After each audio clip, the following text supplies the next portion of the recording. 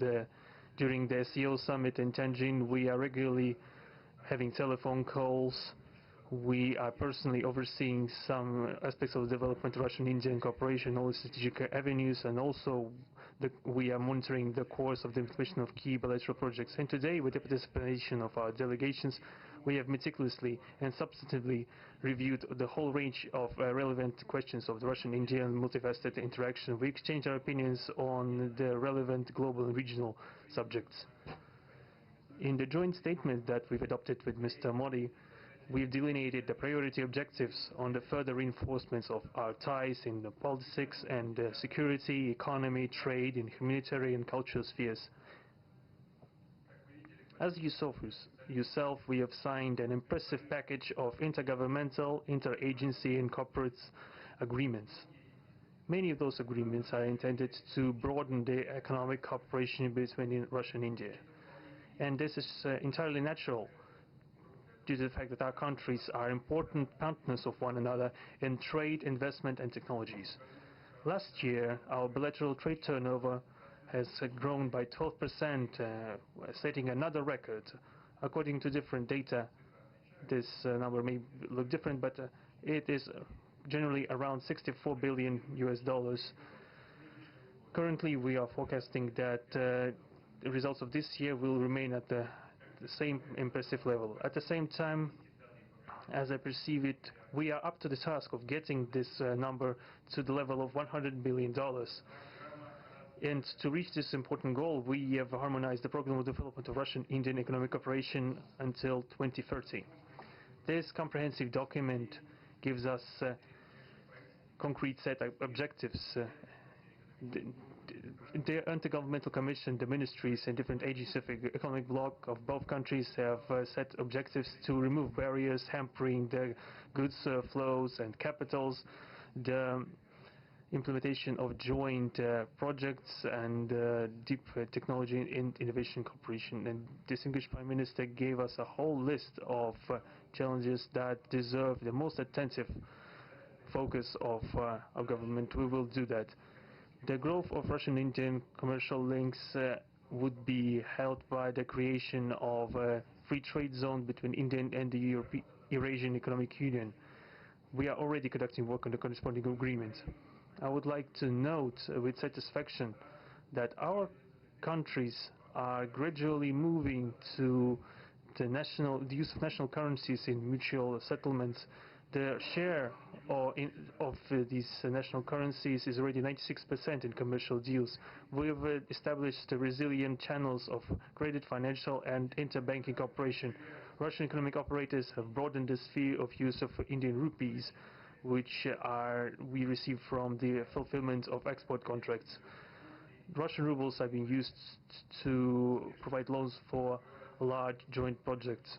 We are also seeing successful partnership in energy. Russia is a reliable supplier of oil, gas, coal, and everything that is required for the development of India's energy.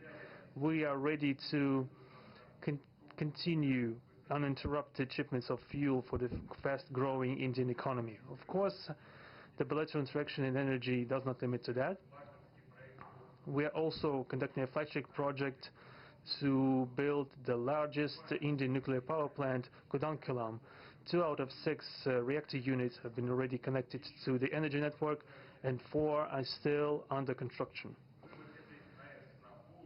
Getting this nuclear power plant to full power output will give an impressive contribution to the energy requirements of India. It will help supply Indian enterprises and houses with cheap and clean energy.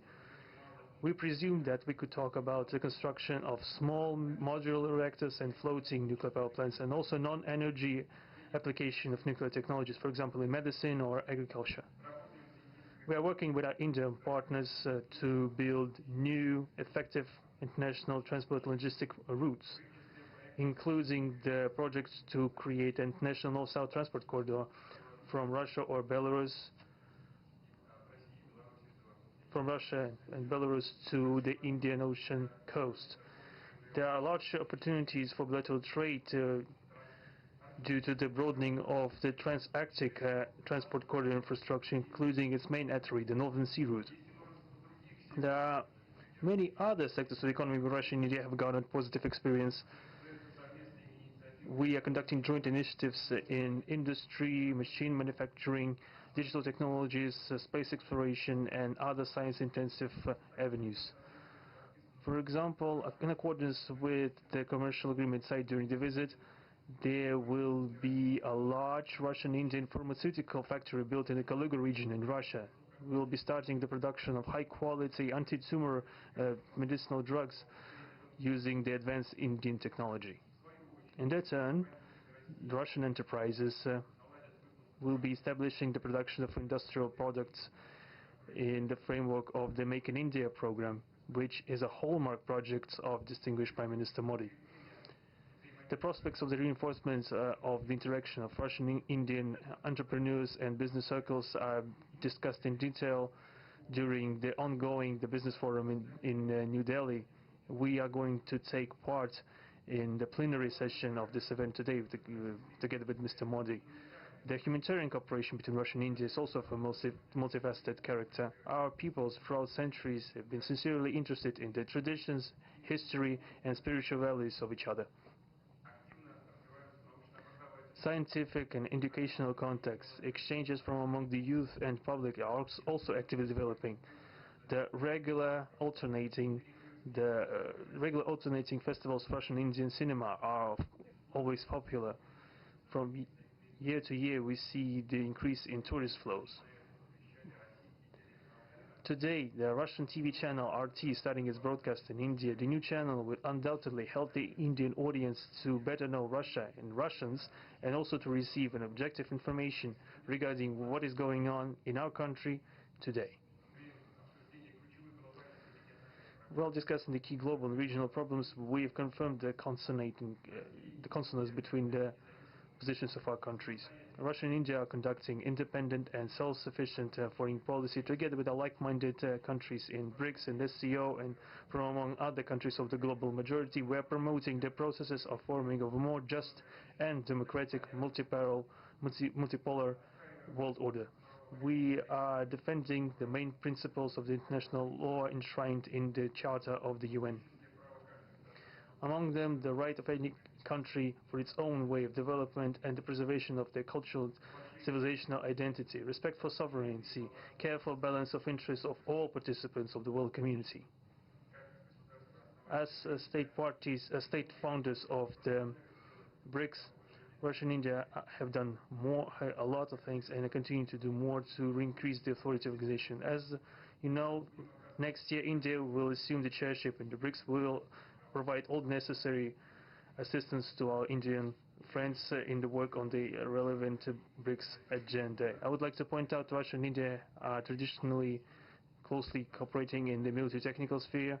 Our country, for the last half a century, has been helping to arm and modernize the Indian Army, including the air defense forces, aviation, and the Navy.